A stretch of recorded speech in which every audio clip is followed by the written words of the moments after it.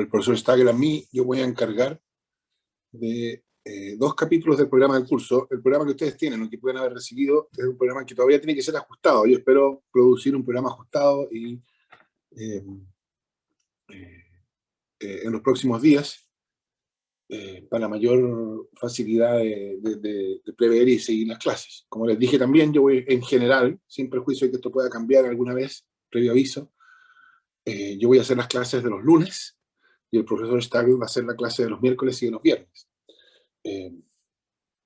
Cada una de estas clases va a continuar su propio tema, o sea, va a haber 2 líneas paralelas en el curso. No es que el profesor Stagel va a continuar las clases que yo esté haciendo y yo continúo las de él, sino cada uno va a seguir desarrollando una parte del programa linealmente. Y como les decía yo, la cuestión, o sea, este curso funciona, yo les decía, con un problema, con una pregunta. La pregunta es si el razonamiento jurídico se distingue del razonamiento que yo llamaba práctico general. Es bien importante el sentido de la pregunta del curso, porque implica que ustedes deben estar en posición en cualquier momento del curso, respecto de cualquier materia que se esté discutiendo en el curso. Ustedes deberían, por así decirlo, poder alzar la vista y ver cómo se conecta eso que están discutiendo en esa parte del curso, eso que se está discutiendo, con la respuesta a la pregunta del curso.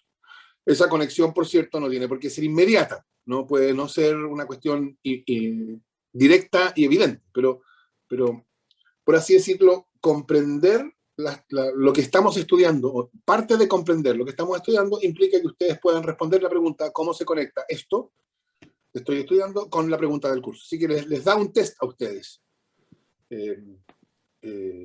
Hola, Jacob. Hola. Les da a ustedes mismos un test para ir apreciando la comprensión global que están teniendo de la materia que están estudiando, o del curso. Y entonces ustedes están, por así decirlo, siempre legitimados para preguntar, profesor, ¿cómo se conecta esto que estamos estudiando con la pregunta del curso? Entonces, en ese sentido, la pregunta cumple un rol estructurante del curso y ordenador para ustedes. Y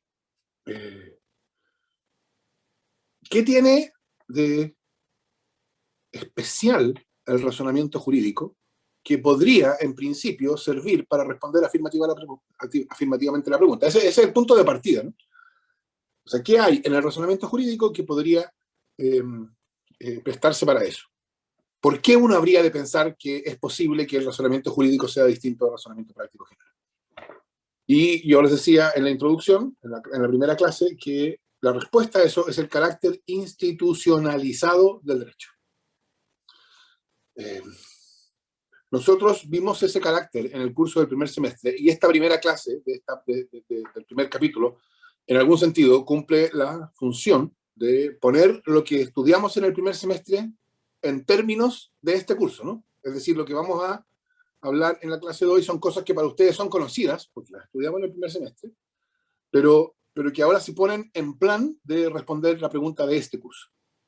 Se ordenan de una manera distinta. En el primer semestre lo estudiamos para entender la naturaleza institucional del derecho, y en este semestre ahora tomamos esa misma idea y la estudiamos con la finalidad de entender cómo contribuye, cómo eso, la naturaleza institucional del derecho que ya estudiamos, contribuye a responder afirmativamente la pregunta de este curso.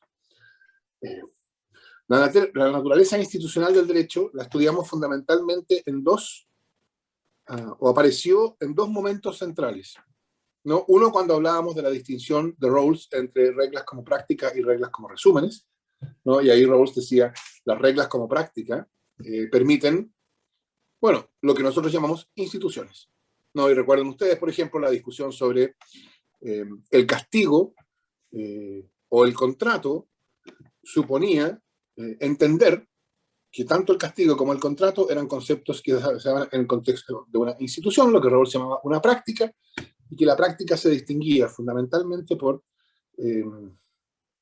configurar un espacio dentro del cual eran posibles cosas que fuera de la práctica o sin la práctica eran imposibles, como los contratos o las penas. Y entonces de eso seguía la distinción entre justificar una práctica y justificar una decisión bajo la práctica, y eso llevaba a lo que entonces llamamos la ruptura de la transitividad de la relación de justificación, ¿no? Recuerdan ustedes, es decir, el principio justifica la práctica justifica la decisión, pero de eso no se sigue que el principio justifica la decisión, etc. Ahí apareció esta idea de práctica que en lo relevante es la idea de institucional, que es necesario ahora rescatar para ponerla al servicio de la pregunta de este curso. Y después, por cierto,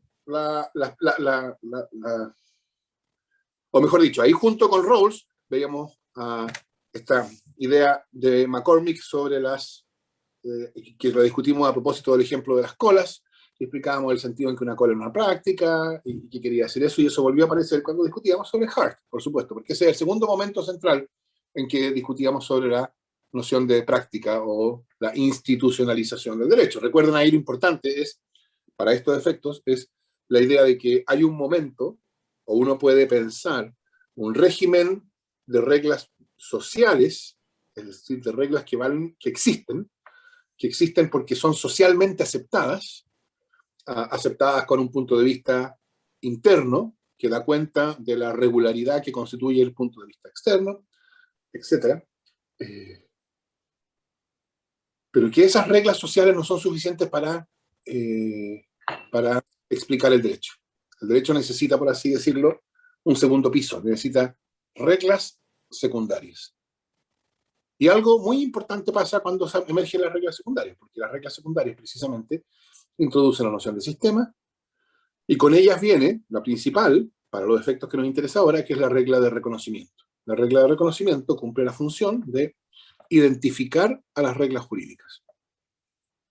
Esas dos ideas, la idea de práctica en sentido rawlsiano, como una esfera artificial de actividad, artificial en el sentido de que es una esfera que no existiría sin las reglas que configuran la práctica, sin las reglas como práctica, y la idea hartiana de que la institucionalización del derecho supone la emergencia de estas reglas de segundo nivel, reglas que se refieren a otras reglas.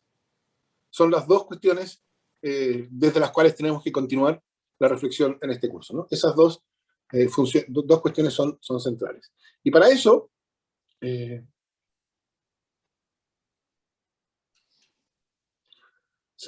útil volver a un pasaje de Rawls, donde se refiere precisamente a el tipo de cuestiones o argumentos que las reglas como práctica admiten y las que no admiten. Y entonces se refiere precisamente, no con estos términos, a lo que hemos llamado la ruptura de la transitividad. Recordarán ustedes, para recordar el lenguaje que estamos usando, que lo que decíamos en el curso del primer semestre era la relación de justificación, es la relación que existe entre el principio que justifica la regla, o la práctica, aquí da lo mismo eso, el principio que justifica la regla, la respuesta a la pregunta ¿por qué tenemos esta regla? ¿Qué hace correcta, justa, conveniente, etcétera, esta regla? Y la decisión que la regla justifica. Entonces hay tres ítems, tres elementos: principios, reglas, decisión. El principio utilitarista justifica la regla que justifica o que permite o que dispone que, no sé, el homicidio es sancionado con presidio mayor en su grado mínimo, y la regla que dispone que el homicidio es sancionado con esa pena justifica la decisión del juez de sancionar a un acusado de homicidio. Hay tres momentos, ¿no? El principio, la regla, la decisión. La transitividad de la justificación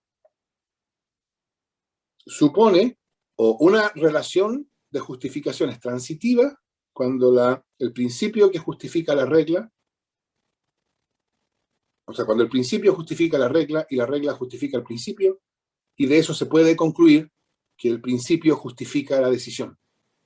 En ese sentido, decíamos, que la regla es transparente a su justificación. Es posible ignorar la regla y decidir conforme al principio.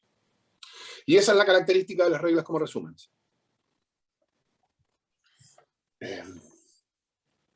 Y eso se conectaba a esta idea detmoltiana de que el derecho es razón intrínseca, porque el derecho es lo razonable, entonces las reglas son guías para identificar lo que es razonable, pero si esas guías no servían,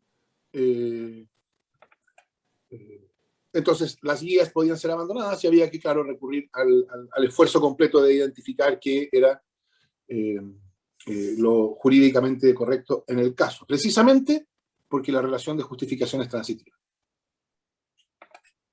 Y claro, ahora tenemos presente un profesor de derecho romano, así que yo lo digo con más cuidado, pero hacíamos explicábamos esta idea por referencia a la noción romana de regla que se presentaba, recuerden ustedes, en la propia definición del digesto como una breve descripción de cómo son las cosas.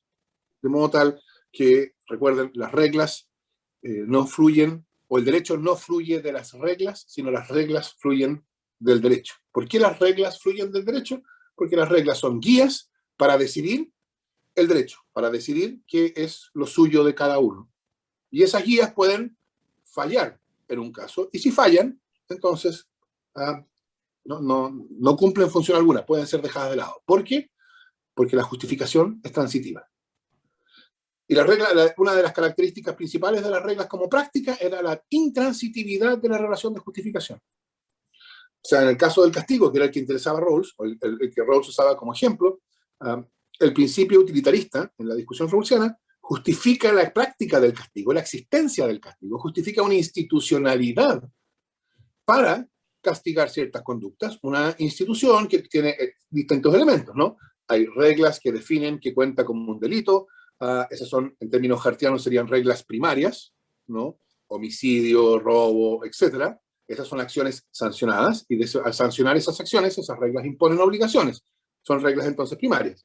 La práctica incluye reglas primarias de obligación, reglas secundarias de adjudicación, porque la práctica de castigar incluye reglas que especifican que ciertos órganos, a los cuales habitualmente llamamos tribunales de justicia, más en particular tribunales, por ejemplo, tribunales de juicio oral en lo penal, tribunales de garantía, es decir, órganos judiciales que están encargados, que tienen una función de determinar que en cierto caso particular las reglas se han realizado, las hipótesis normativas de las reglas se han realizado, si la hipótesis de la regla es el que mate a otro, entonces en un caso se ha realizado o no esa hipótesis y A ha matado a B o no, y que de esa realización de la hipótesis de la regla se sigue la consecuencia que la regla dispone, ¿no? Y esa es la función que corresponde a los órganos de adjudicación. Entonces tenemos reglas que especifican cuáles son esos órganos, que son reglas de adjudicación. En virtud, vean ustedes, estoy aquí conscientemente mezclando los temas rawlsianos y hartianos para que vean ustedes que son parte de una explicación común, o que pueden juntarse en una explicación común, en virtud de que las prácticas operan con una regla de reconocimiento, y que por consiguiente esos órganos creados o habilitados por las reglas secundarias de adjudicación tienen el deber no de dar al caso la solución justa, tienen el deber de dar al caso la solución que corresponde conforme a las reglas reconocidas. Y por consiguiente, entonces, la relación de justificación deja de ser transitiva.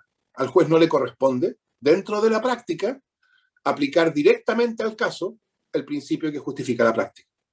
El principio podrá ser el principio utilitarista, es decir, la respuesta a la pregunta ¿por qué tenemos castigo? ¿Por qué hay derecho penal? ¿Por qué hay jueces del crimen? Podrá ser porque eso está justificado de un punto de vista utilitarista, pero desde el punto de vista del juez, esa respuesta es irrelevante. Para el juez la pregunta no es ¿cómo contribuyo yo a maximizar la utilidad?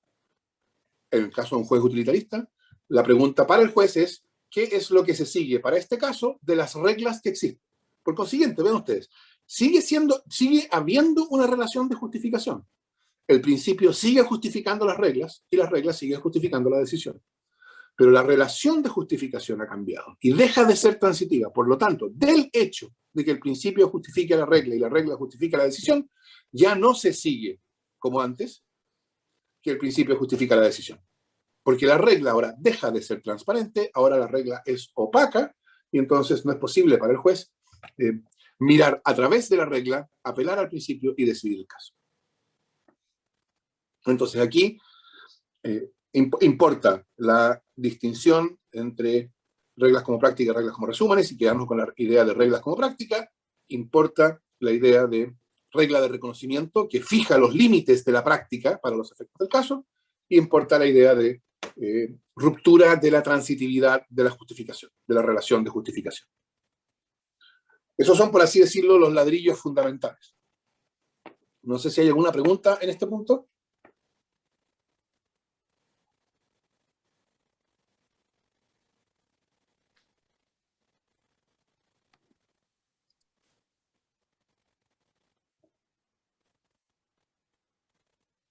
Les pido que me den un minuto para encontrar el pasaje que estoy buscando en el texto de Rawls.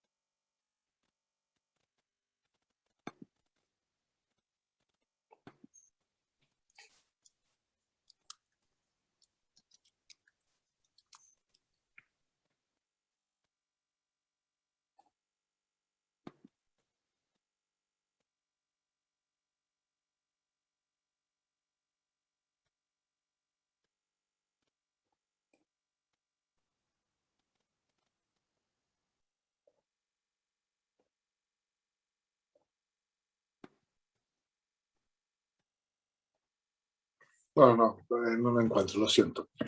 Pero comentando el concepto de reglas como práctica, Rawls se imagina, se pregunta o pone el caso de un jugador, y creo que esto se lo mencionaba yo en alguna clase del primer semestre, pone el caso de un jugador que dice, ¿puedo tener un cuarto strike? ¿Se me permite un cuarto strike? A ver, parece que había una pregunta, Agustín. Sí, profe, me preguntaba respecto cuando se interpreta como qué norma aplicar. ¿No sería buscar como el espíritu de la ley? ¿Y eso no sería como el principio? ¿No sería una forma de transitividad? Bueno, vamos para allá. Déjeme introducir, o sea, comentar esta idea de Rawls, porque vamos precisamente para allá y volvamos con su pregunta si es necesario en un minuto más, de un minuto.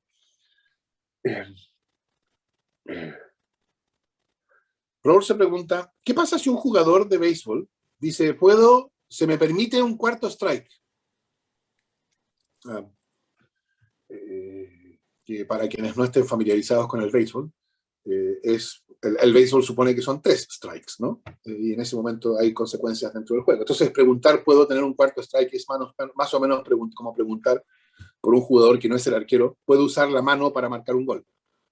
La respuesta es, para todo el que conoce la práctica, obviamente no.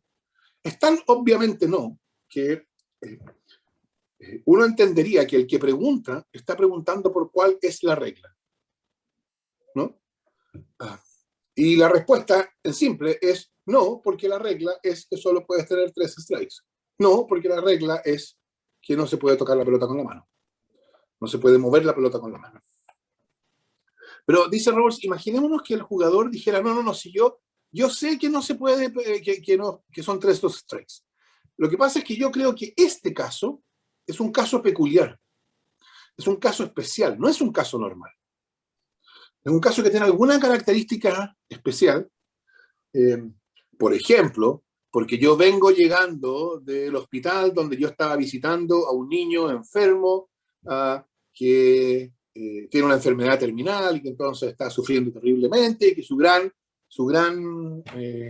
gozo en la vida es ver partidos de este equipo, y yo le prometí a él que iba a hacer un home run y resulta que no lo he hecho y ahora necesito hacerlo para, no por mí, por supuesto, lo necesito hacer para darle felicidad a este niño, etcétera, etcétera, etcétera. Y por eso, aunque yo conozco la regla, y yo sé que la regla es que solo se pueden tener 3 strikes, yo creo que en este caso se justificaría una solución distinta de la regla. Y Rawls dice, por supuesto que esta pregunta es totalmente incompatible con la idea de reglas como práctica, ¿no? O sea, no hay, ¿ven ustedes? No hay espacio para esta pregunta. Lo cual quiere decir que la respuesta es, bueno, parece que si tú insistes en que pretendes eso, está claro que tú no sabes qué quiere decir jugar al béisbol. No tiene sentido preguntar dentro de la práctica del béisbol si es posible aplicar el principio que justifica la práctica, supongamos que es el principio utilitarista, etcétera, y decir, en este caso particular se justifica por razones utilitarias, por razones de maximización de utilidad, se justifica una solución distinta de la regla. Ahora, eso, Rawls usa el ejemplo de los juegos, pero claro, en el derecho las cuestiones no son tan claras. Y eso es lo que crea el problema, o uno de los problemas principales con los cuales este curso tiene que batírselas, porque ese argumento, el argumento que uno podría por ahora llamar el argumento de la peculiaridad del caso actual, es un problema que ha estado siempre, o que ha estado tradicionalmente, digámoslo así, en la reflexión moderna sobre la función judicial. Y algunos de esos casos ya los hemos comentado genéricamente, ¿no? Por ejemplo, el caso que Ronald Dworkin hizo famoso, ¿no? Lo comentamos en el curso del semestre pasado, ¿no? El caso del heredero apurado. ¿Se acuerdan? Una persona había sido designada heredero por su abuelo en un testamento y lamentablemente el abuelo tenía una salud mejor de la que era compatible con los negocios del nieto heredero, y entonces el nieto decidió acelerar el proceso de apertura de la solución, de la sucesión, y asesinar a su abuelo. Y después de asesinar al abuelo, reclamó la herencia. Y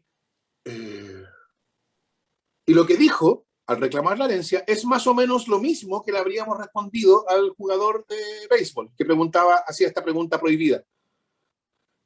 A lo que dijo es, yo sé que hay reglas sobre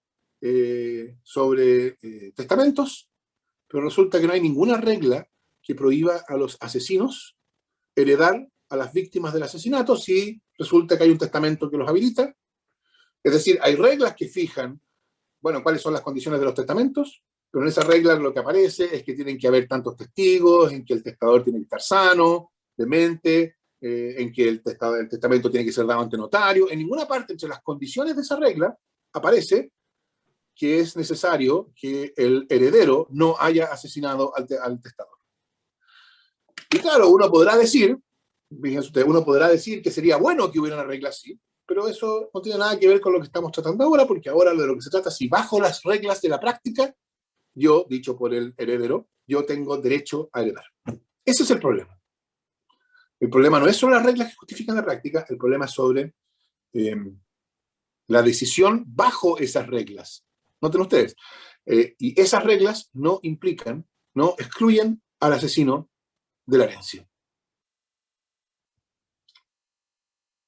Es decir, es precisamente la noción de regla como práctica la que nos llevaría a decir que este argumento es un argumento, suponiendo por supuesto que es verdad lo que estamos diciendo, ¿no? Que no hay ninguna regla que excluya al heredero, al asesino, etc. Si eso es verdad, pareciera que el argumento es impecable. Y sin embargo, en las prácticas jurídicas que conocemos, este es un argumento que tiene peso. Por ejemplo, la respuesta que le interesaba a Dworkin, y desde donde él comienza construyendo una explicación más larga, es, bueno, el derecho incluye un principio. Nadie puede aprovecharse de su propio dolo. Y entonces, en este caso, el heredero que asesinó a su abuelo está aprovechándose de su propio dolo, está actuando ilícitamente y después está alegando su propia acción ilícita para beneficiarse en términos del derecho. Y eso es inaceptable. Eso es jurídicamente incorrecto. ¿Pero por qué es jurídicamente incorrecto? Bueno, hay distintas explicaciones. Como yo les he dicho, este es un tema que se ha discutido tradicionalmente, al cual, por cierto, se le han dado distintas explicaciones. Pero una explicación es la que decía el señor Urquiza. Las reglas tienen un espíritu. Y ese espíritu pretende, por ejemplo, realizar ciertos principios. Entonces, las reglas no pueden reducirse a su literalidad, a sus palabras, a su, como se dice habitualmente, siguiendo los términos del artículo 19 del Código Civil, no se pueden reducir a su tenor literal, porque ese tenor literal pretende transmitir un espíritu. Y el espíritu de las reglas sobre sucesiones no consiste en beneficiar a quienes actúan ilícitamente, sino permitir a las personas disponer de sus bienes para después de su muerte. Por consiguiente, y uno podría decir, la necesidad de este curso es creada porque del hecho de que un caso sea solucionado de una manera por la regla en su sentido literal, no se sigue inmediatamente que la solución jurídicamente correcta es esa. Y entonces la pregunta del curso reaparece. Porque claro, si las cosas funcionaran, si el derecho funcionara como funcionan los juegos, como funciona el fútbol, como funciona el béisbol, ahí sí es relativamente fácil dar una respuesta afirmativa a la pregunta equivalente. ¿Cómo se distingue el razonamiento? Como ya le he dicho, es un poco incómodo hacer clases a personas que están mirando, riéndose. Porque o se están riendo de uno, o está pasando algo en el trasfondo, en el chat del curso, o en algún WhatsApp paralelo del cual yo no tengo ninguna conciencia. Así que yo espero que no se estén riendo de que tenga alguna cosa marcada, alguna marca en la frente, o no sé. Así que voy a tratar de mantener la concentración necesitada para dar la clase. Veo que hay una palabra, pero quiero terminar. Si las reglas jurídicas, si el derecho como práctica operara como operan las reglas de los juegos, entonces responder las preguntas del curso nos tomaría una clase. Porque las reglas de los juegos se caracterizan, creo yo, por una intransitividad completa de la justificación. El problema de las reglas jurídicas, el problema del derecho, o la diferencia, la peculiaridad del derecho, es que las reglas jurídicas no son enteramente intransitivas. Hay cierta transitividad que se manifiesta a través de esto que decía el señor Urquiza, la apelación al espíritu, y hay distintas formas en que esto se ha manifestado. Y entonces la pregunta del curso se refina. ¿Cómo esa, vamos a decirlo de este modo, pero después probablemente va a haber que corregirlo, como ese restablecimiento parcial y calificado de la transitividad es compatible todavía con una respuesta afirmativa a la pregunta del curso. Yo sé que esa es una frase larga y yo sé que a ustedes las frases largas los ponen nerviosos, así que lo voy a repetir. ¿Cómo ese restablecimiento parcial y relativo de la transitividad es compatible con una respuesta afirmativa a la pregunta del curso? Entonces, claro, en el caso de prácticas en que no hay ningún restablecimiento de la transitividad, en que la transitividad rota completamente, como en el fútbol o en los juegos en general, o en el béisbol, ahí no hay problema para responder afirmativamente una pregunta equivalente. Pero en el caso del derecho, la ruptura de la transitividad no es completa. Una pregunta como la del beisbolista de Rose, ¿puedo tener un cuarto strike? Que en el contexto de un partido de béisbol no tendría sentido alguno. Puedo tener un cuarto strike porque este caso es particular y las particularidades de este caso justifican una respuesta distinta. En el contexto del béisbol eso no tendría sentido alguno, porque en el béisbol, en los juegos, la transitividad es completamente rota. Pero sí tiene sentido en ciertos contextos, y de eso vamos a estar hablando en el curso, tiene sentido en el contexto del razonamiento jurídico. Entonces, ¿cómo es posible algún restablecimiento parcial de la transitividad sin que eso signifique negar o responder negativamente a la pregunta del curso? Veo que la mano que estaba levantada bajó. ¿Eso quiere decir que ya no hay preguntas? No era una pregunta, profesor, era como para decirle por qué me estaba riendo. No, no hay problema si usted tiene todo el derecho a reírse. Pero tomen en cuenta ustedes que cuando varios se ríen al mismo tiempo, yo sospecho que hay algo que está pasando. Así que después me tendrán que contar. ¿No hay preguntas sobre lo que estamos hablando?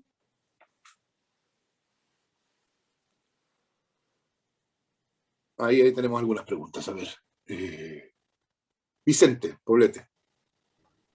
Sí, profe, o sea que cuando hay una regla, o sea, cuando la sociedad reconoce una regla, como lo que vimos el semestre pasado, como con Hart, reconoce varias soluciones a un caso, porque está la del terno literal, está la que dijo recién del espíritu, entonces la sociedad reconoce como varias soluciones a un caso particular.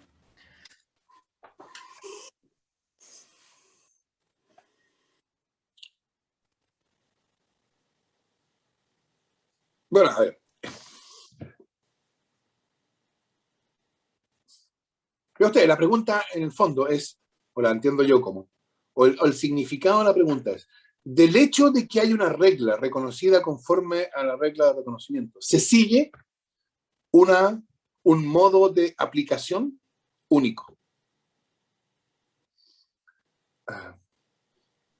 Y claro, como les digo, esta es una cuestión que ha sido profusamente discutida. Nosotros vamos a referirnos a algunas de las cuestiones, pero esta es una discusión que es de las más tradicionales en la teoría del derecho.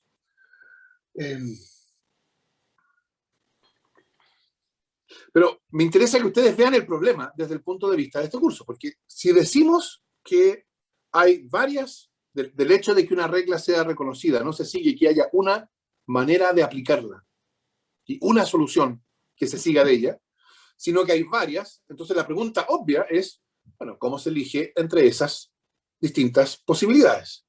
Una posibilidad más literal, una posibilidad más apegada al espíritu o más vinculada al espíritu, etc. Y al momento, entonces aquí se nos plantea una suerte de metaproblema, porque al momento de elegir entre posibles aplicaciones, no es esa decisión una decisión que restablece, o sea, que vuelve a ser una decisión política, polémica. Porque si, vean ustedes, la idea de reconocimiento pretendía identificar de modo no polémico las reglas jurídicas. Pero ahora resulta que podría ser que entre la regla reconocida y la decisión del caso se vuelve a colar un momento polémico al momento de elegir entre distintas posibilidades de interpretación y aplicación. Por eso, el punto que estamos mencionando ahora es un problema del cual hay que hacerse cargo precisamente para poder responder la pregunta del curso. No es esta primera clase el momento para responderla, para solucionarlo. Este es un problema que en realidad lo que vamos a tener que hacer es, por así decirlo, mirarlo desde distintas perspectivas para adquirir una comprensión más profunda y después tener desarrollar una respuesta. Pero claro, la cuestión no es solamente que hay distintas interpretaciones. Las prácticas jurídicas intentan darle solución a este problema. Vamos a estudiar más adelante lo que suele llamarse el formalismo decimonónico, ¿no? Que es sobre todo la idea de nuestra época que mira atrás, mira al momento de la codificación, mira a lo que llama la Escuela Francesa de la Exégesis y dice, noten ustedes el extraordinario formalismo con el cual ellos interpretaban y aplicaban la ley. Formalismo aquí, esto es una cosa un poquito más complicada, pero por ahora digamos, formalismo es respeto lo más completo posible por el tenor literal. Exclusión lo más posible del espíritu de la regla. Bueno, eso es una manera de asegurar las condiciones para responder afirmativamente a la pregunta. Precisamente, si lo que arriesga el restablecimiento o la reintroducción de la cuestión polémica al derecho es la apelación por sobre la regla al espíritu, entonces lo que hay que hacer es excluir esa apelación al espíritu. Y el profesor Stagel está mencionando ahora el artículo 19 del Código Civil, que precisamente contiene una solución como esta. Precisamente por temor, diría yo, por temor al efecto disruptivo de la apelación al espíritu de las reglas por sobre su tenor literal, ordena que en la medida en que el tenor literal sea suficiente, el tenor literal no puede ignorarse con el pretexto, esto ya lo comentamos en el curso del semestre anterior, con el pretexto de consultar su espíritu. Yo les decía en el semestre anterior que es bien indiciario el lenguaje que usa el Código Civil, ¿no? Si el tenor, cuando el tenor literal, cuando es claro, o sea, cuando el sentido de la ley es claro, no se desatenderá su tenor literal con el pretexto de consultar su espíritu. Noten la acusación implícita que hay en esa formulación. Porque podría haber dicho, para consultar su espíritu. No, es con el pretexto. Precisamente, los sistemas jurídicos o las prácticas jurídicas intentan mantener o contener este momento de que permitiría que volviera a introducirse en el derecho lo polémico. O por lo menos en algunos momentos se ha intentado contener. Yo creo que uno de los problemas que tenemos hoy día es que el derecho actual no pretende contenerlo. Cree que no es un problema, pero ya vamos a llegar a eso. Hay otra pregunta. Eduardo Cáceres. Sí, profesor, yo tengo una consulta con respecto a que las reglas jurídicas no son totalmente intransitivas a diferencia de los juegos, como por ejemplo el ejemplo de que nadie puede beneficiarse por su propio dolo, se compatibiliza en nuestra legislación con lo que escribió el profesor en el chat de ninguna ley podrá establecer penas sin que la conducta que se sanciona esté expresamente descrita en ella. ¿Cómo se compatibiliza esas cosas? Porque, por ejemplo, aquí en el ejemplo que usted propuso se rompe claramente la intransitividad. Si es que no hubiese ninguna ley que me permitiese como matar a su abuelo o recibir la herencia, etc. No había visto el chat. El profesor Stagel puso esto de las reglas como resúmenes, lo puso como corresponde en latín. Yo siempre lo he dicho en castellano, pero así que por supuesto que mejora el estándar del curso el que tengamos disponible la regla en latín. No es este el momento para dar una solución completa, porque este es un problema mucho más significativo en la reflexión sobre el derecho, ¿no? ¿Cómo se relaciona? Todas estas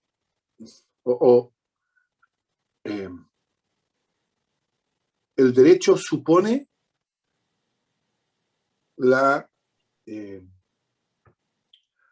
digámoslo así, la autonomización del derecho de las reglas reconocidas. Ese es todo el punto de la regla de reconocimiento. Separar lo jurídico de lo no jurídico. Pero, y aquí hay una pregunta interesante que hacerse, vean ustedes. ¿Qué hace que el derecho no pueda producir una separación completa? ¿Por qué? ¿Por qué en las prácticas jurídicas no se puede producir una separación completa como sí se produce en los juegos?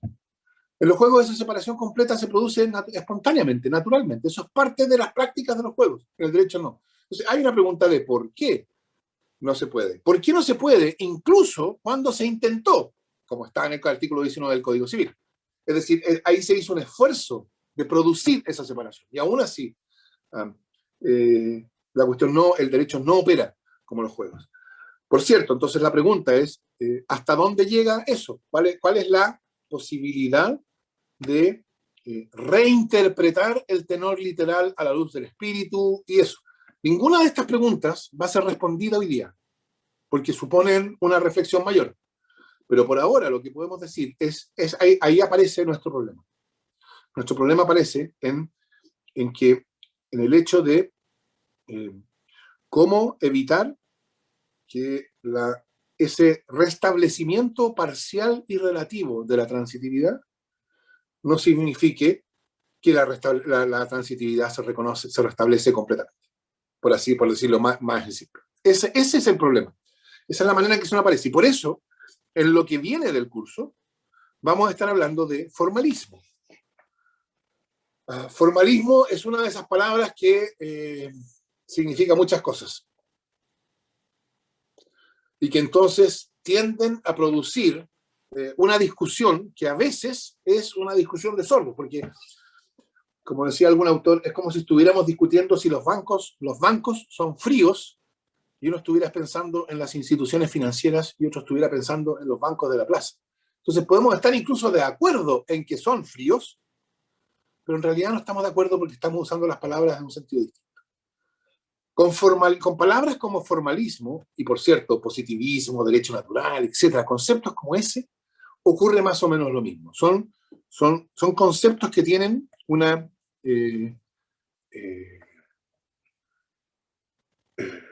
a los cuales se les ha atribuido una cantidad de significados distintos y que entonces eso dificulta su tratamiento.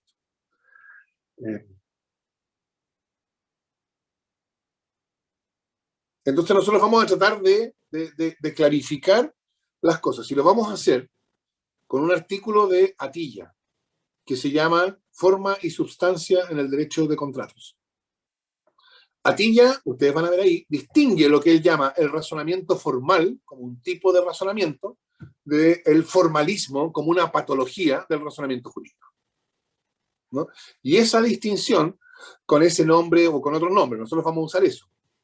No sé cuál es el lenguaje que usará el profesor Stagel para referirse a cosas como esta, pero por lo menos yo voy a usar esta distinción atiyana entre razonamiento formal y razonamiento formalista. Una describe un tipo de razonamiento, el otro describe una patología de ese tipo de pensamiento. Y nos va a guiar en la clase que viene y la otra. Y después vamos a leer un texto tomado de un libro mucho más grande. El autor es Rudolf Jhering. El libro se llama El espíritu del derecho romano y contiene una sección sobre formalismo que es justamente famosa. En ambos casos, ustedes van a ver, lo que vamos a estar discutiendo es lo que hemos estado discutiendo en esta clase, ¿no? El formalismo o el razonamiento formal en el derecho. El razonamiento formal es un razonamiento que atiende a la forma de las cosas, que se niega a atender a la sustancia de las cosas, que no atiende, por ejemplo, a si el intercambio contenido en un determinado contrato es un intercambio justo, que atiende a la pregunta formal de si el contrato es válido, ¿no? Si se dan las condiciones que la ley exige. El razonamiento formal es un razonamiento que se cuida de excluir la pregunta sustantiva, ¿no? Una persona demanda a otra bajo el contrato y la pregunta para el juez no ¿es este contrato justo? ¿Es este intercambio un intercambio justo? Está aprovechándose, en términos de la justicia, una de las partes de la otra. Es el precio que paga el comprador, un precio justo, o el vendedor se está aprovechando de la necesidad del comprador, etc. Esa es la pregunta sustantiva sobre la justicia del intercambio. Esa es la pregunta que el razonamiento formal ignora. Entonces, el razonamiento formal va a preguntarse, ¿es este contrato válido? ¿Fue acordado por ambas partes? ¿Hubo las formalidades que la ley exige? ¿Se dieron en este caso? Y esa es una manera, esa es una forma de responder a la pregunta de este curso. Es una forma que tiene sus limitaciones, que después vamos a estar discutiendo. Porque una manera de responder sería, el razonamiento jurídico atiende a la forma de las relaciones sociales. El razonamiento político, el razonamiento práctico en general, atiende al contenido de las relaciones sociales. Entonces, para saber si hay una relación significativa entre A y B, una relación que hace, por ejemplo, que si A está inconsciente y necesita un tratamiento médico, B puede autorizar ese tratamiento. Para saber si eso es así, no tenemos que mirar la biografía de A y B completamente. No tenemos que ver qué relación han tenido, cuánto tiempo se han conocido, cómo... No, lo único que tenemos que mirar es la forma de su relación. Si A y B han dado a su relación forma matrimonial, por ejemplo, si han celebrado un contrato de matrimonio, entonces el derecho entenderá que la opinión de B respecto a los intereses de A es una opinión relevante. No por el contenido, sino por la forma. Porque la relación entre A y B tiene forma matrimonial, porque ellos contrajeron matrimonio. Por ejemplo, o forma de acuerdo de unión civil. ¿No ve usted? Hay un intento de formalizar relaciones. La relación entre el comprador y el vendedor no es la relación entre una persona que necesita algo y una persona que tiene algo. La relación entre comprador y vendedor es una relación formalmente estructurada. Tiene una forma de relación contractual. Y de la forma de la relación, del hecho de que sea una relación contractual, se siguen una serie de consecuencias. Entonces, una manera de diferenciar lo jurídico de lo político es decir, lo jurídico mira a la forma de la relación. Y deja afuera el contenido de esas relaciones, porque el contenido de esas relaciones bien puede ser polémico. Y entonces, esta es una de las soluciones que se ha dado al problema con el cual estamos trabajando ahora. Y vamos a ver las limitaciones. Esa es un tipo de solución que tiene ciertas condiciones, que funciona en ciertos casos, que tiene ciertas limitaciones, pero por el cual es útil comenzar en esta materia. Eso, entonces, lo vamos a discutir con el texto de Atilla, que yo les pido que lean para la próxima clase. Atilla plantea una pregunta de la cual nosotros vamos a partir, que es muy, muy interesante, porque es como obvia. Él dice, hoy día la gente, no lo dice él, esto lo digo yo, porque este artículo fue escrito antes, pero hoy día la gente se saca los ojos, en el sentido figurado, por supuesto, para expandir el concepto de matrimonio. Se habla de matrimonio igualitario, etc. Pero fíjense usted, cada vez el matrimonio es menos relevante. Hubo una época en que los hijos nacidos dentro del matrimonio tenían un régimen jurídico que los hijos nacidos fuera del matrimonio. Hubo una época en que los derechos sucesorios de las personas eran afectadas por su estatus matrimonial. Y entonces los hijos legítimos tenían más derechos sucesorios que los hijos ilegítimos. Hubo una época en que las mujeres, bueno, esto sigue hasta cierto punto siendo así, pero no tanto, pero hubo una época en que las cosas eran mucho más marcadas. Las mujeres, cuando se casaban, dejaban de ser capaces, pasaban a ser relativamente incapaces. Todos sus bienes eran administrados por el marido. Y el matrimonio tenía este efecto de incapacitación de la mujer. Es decir, hubo una época en que el hecho del matrimonio tenía una serie de consecuencias jurídicas, de filiación, del estatuto de la mujer, de derecho sucesorio, que hoy día no tienen. Hoy día los deberes de los padres respecto de sus hijos son los mismos, estén casados o no estén casados. Entonces, ve usted, están pasando dos cosas. El matrimonio se está haciendo irrelevante, en el sentido de que ya no importa que estén casados para fijar los derechos de los hijos, los derechos sucesorios, el estatuto de la mujer, etc. Y en la parte en que no es irrelevante, hay que hacerlo irrelevante, ¿no? La mujer casada en sociedad conyugal hoy día sigue siendo incapaz relativa. Y eso, diríamos, supongo, que es una característica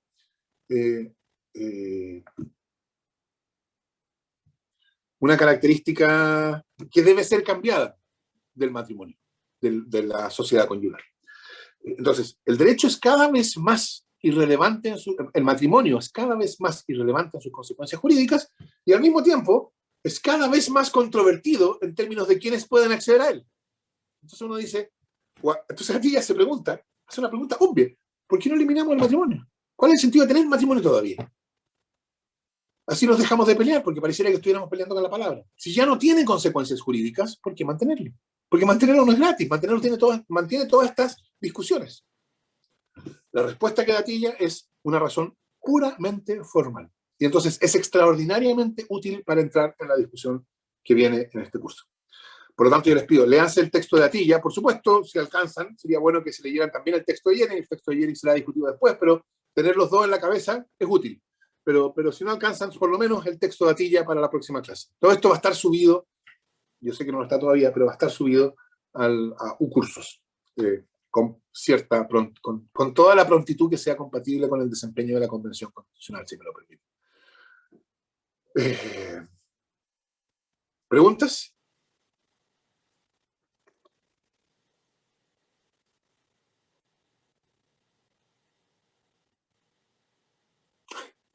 No sé si el profesor Stagel quiere decir algo para terminar. Efectivamente, la historia jurídica de la familia es la historia de su descomposición. Bueno.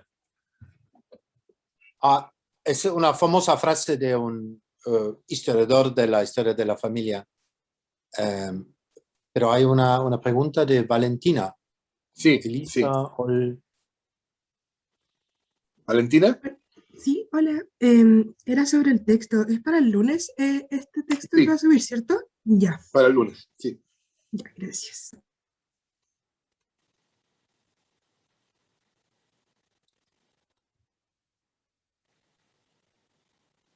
Jacob, ¿tú quieres decir algo para terminar? Sí, no, lo de la familia, eso simplemente era la última cosa, que es por supuesto súper interesante, que al mismo tiempo, eso se puede ver aquí en España, donde estoy ahora, que el matrimonio tiene cada vez menos importancia en el sentido jurídico, pero hay un auge de negocios para novias, de empresas que están organizan bodas, hay cada vez más lujo con eso, y el verdadero sentido social está disminuyendo, es digamos un aumento de ¿cómo se puede decir? De los adornos o de las cosas que no son importantes y al mismo tiempo la verdadera sustancia jurídica, bueno, es menos fuerte que antes, claro.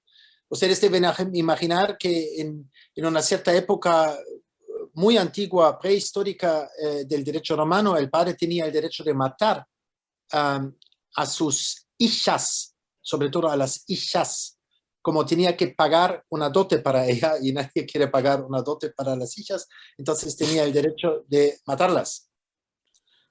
Y tenía el derecho de castigar físicamente hasta poco, pero de verdad, no solo así, a los hijos, etcétera, que son cosas que hoy en día difícilmente se pueden imaginar. Entonces es verdaderamente la familia en un cierto sentido pierde importancia jurídica, pero del otro lado, por supuesto, si la economía está mal, ese es lo único que hay. Ese es uno de estos argumentos en favor de la familia, ¿no? Como eso se puede ver, por ejemplo, aquí, en Italia, en España, imagino en Chile de lo que vendrá también. Por favor, hay otra pregunta de Eduardo. ¿Eduardo? Sí, pero eso que el pater familias podía matar a su hijo estaba regulado por un consejo vecinal o algo así, ¿no es cierto? Por favor, ¿estaba regulado cómo? O sea, tenía que someterlo a un consejo vecinal o algo así, Sí, ¿no es cierto? sí. No Ese es un era poco, llegar sí. y matar. Sí, muy bien. Ese es el judicium domesticum, esa es una cosa muy debatida. Es también esta ley de Rómulo, el fundador mítico de Roma, que permitía lo de matar a las hijas. No sabemos si eso es verdaderamente histórico. Oh. son Ya. cosas un poco míticas. En el tiempo histórico probablemente tenía el derecho de matar a los hijos después de este juicio doméstico, y también gracias a la legislación matrimonial del emperador Augustino, el marido tenía el derecho de matar a la adúltera. Sí. Una regla que sigue, pienso, vigente en el derecho turco, que es Wow. un poco más rústico, digamos, que nuestra concepción de la familia, de matar la adúltera, que uno, si uno, digamos, viene a casa y encuentra a su mujer con otro hombre en la cama, uno tiene el derecho de matarla directamente. Tampoco sé Gracias si por la probablemente se respuesta. practica esto, pero formalmente, al menos en Turquía, existe. La segunda Roma, Constantinopla. Gracias, profesor. Y en Kabul, Bueno. por supuesto, no hablamos, ¿no? Efectivamente. Pero claro, como les digo,